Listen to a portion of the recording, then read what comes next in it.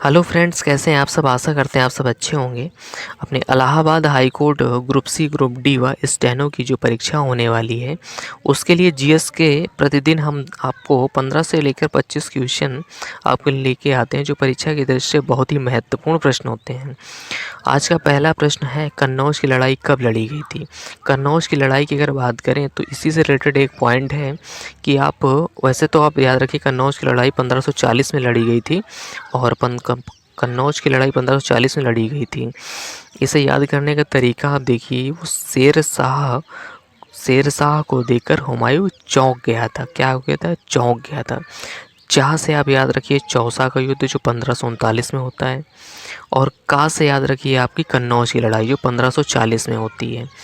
आइए बात करते हैं प्लासी के युद्ध की। प्लासी का युद्ध 23 जून 1757 को हुआ था। तालीकोटा के युद्ध की बात करें तो 1565 में हुआ था।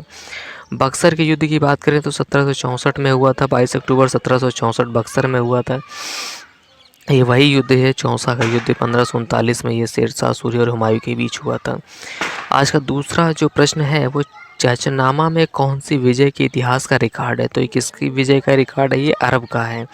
चाचनामा की बात करें तो ये अली अहमद की पुस्तक थी। ये किसकी पुस्तक थी? अली अहमद की पुस्तक हुआ करती थी ये। और भारत पर अरब मुस्लिम का हमला यही पुस्तक बताती है। इसी से पता चलता है 712 एडी में मोहम्मद बिन कासिम का हमला। ये सारा विवरण चाचनामा पुस्तक में ही है। बात करते हैं सर्वप्रथम जजिया कर। जजिया कर किसने वसूला था? तो मोहम्मद बिन कासिम ने वसूला था। जजिया कर की बात करें तो ये गैर मुसलमानों से लिया जाता था। तीसरा प्रश्न है, मोती मस्जिद। मोती मस्जिद विश्व धरोहर स्थलों में से किस में स्थित है? तो ये मोती मस्जिद जो स्थित है ये लाल किला परिसर में स्थित है। मोती मस्जिद की अगर बात करें तो मोती मस्जिद दो हैं, एक है आगरा की मोती मस्जिद, दूसरी है दिल्ली की। जो आगरा की मोती मस्जिद है इसको शाहजहां ने बनवाया था, और जो दिल्ली की मोती मस्जिद है इसको औरंगजेब ने बनवाया था। बात करते हैं ताजमहल का पूर्वगामी किसे कहा जाता है। ये पूछे हुए प्रश्न हैं, जो प्रश्न के साथ साथ और भी इंक्लूड हमने किए हैं पॉइंट। ये किसी न किसी परीक्षा एग्जाम में पूछे हुए प्रश्न हैं। ताजमहल का पूर्वगामी की बात करें तो हुमायूं का मकबरा, इसको ताजमहल का पूर्वगामी कहा जाता था। ताजमहल का अग्रगामी की बात करें तो बीबी के मकबरा को कहा जाता है। चौथा प्रश्न है, 1870 में भारतीय सुधार संघ के संस्थापक कौन थे। ये कौन थे? केशव चंद्र सेन थे। केशव चंद्र सेन ने ही भारतीय ब्रह्म समाज की स्थापना की थी। आइए बात करते हैं राजा राम मोहन राय की। तो इन्होंने 1828 में ब्रह्म समाज की स्थापना की थी। 1815 में आत्मीय सभा की स्थापना की थी। इनके कुछ अखबार थे, मिरातुल अखबार, तोहफतुल मुहाविद्दीन, बंगाल हरकारू। कुछ हमने महत्वपूर्ण लिखे हैं और भी हैं कुछ। संवाद कौमुदी ये इनकी पत्रिका थी। 1829 में इन्होंने सती प्रथा का अंत किया था। उस समय तत्कालीन जो शासन था वो लॉर्ड विलियम बेंटिंग का था। इनका शासनकाल 1828 से लेकर 35 तक रहता है। आइए बात करते हैं पांचवें प्रश्न की। प्रथम हुण आक्रमण कब हुआ था। ये 458 ईसा पूर्व में हुआ था। सर्वाधिक 46 बार स्कंदगुप्त को हराया था। किसने हराया था? हुणों ने हरवाया था। घटकों के बीच गुरुत्वाकर्षण द्वारा भारी मात्रा में एक साथ एकत्र हुए तारों, धूल और गैस को क्या कहते हैं? हम आकाशगंगा कहते हैं। आकाशगंगा से रिलेटेड कुछ पॉइंट है। इसकी आकृति कैसी है? सर्पिलाकार इसकी आकृति है। सबसे नज़दीक दूसरी आकाशगंगा कौन सी है? ये एड्रोमेडा है। तेज़ी से घूमने वाले तारे की बात करें तो कौन सा है? पल्सर है। वे जो रेडियो तरंगों का स्रोत है वो कौन सा है? क्वासर्स है। आइए बात करते हैं सातवें प्रश्न की। तो कौन सा वेद धार्मिक अनुष्ठानों से संबंधित है? कौन सा वेद धार्मिक अनुष्ठानों से संबंधित है? वो वेद है यजुर्वेद। वेद से संबंधित कुछ पॉइंट है। वेद है, उपवेद है, और शैली कौन सी है, उसमें पुरोहित कौन थे।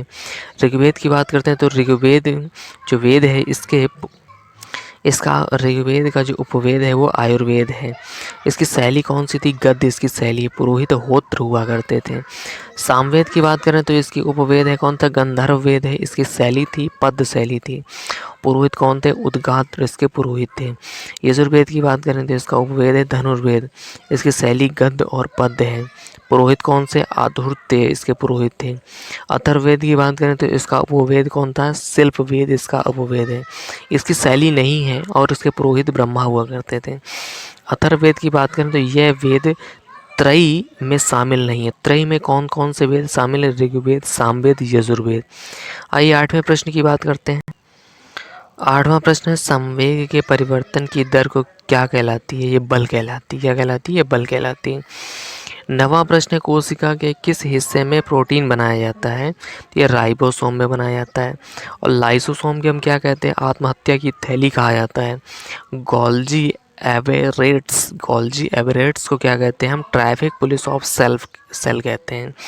ट्रैफिक पुलिस ऑफ सेल किसे कहते हैं? गोल्जी एवेरेट्स को कहते हैं। 10वां प्रश्न है, बृहद अर्थशास्त्र शब्द का प्रयोग किसने किया था? तो ये रेगनर फिश ने किया था। किसने किया था? रेगनर फिश ने किया था। प्लान्ड इकोनॉमिक ऑफ इंडिया किसने लिखी थी? ये एम विश्वेश्वरैया की पुस्तक है।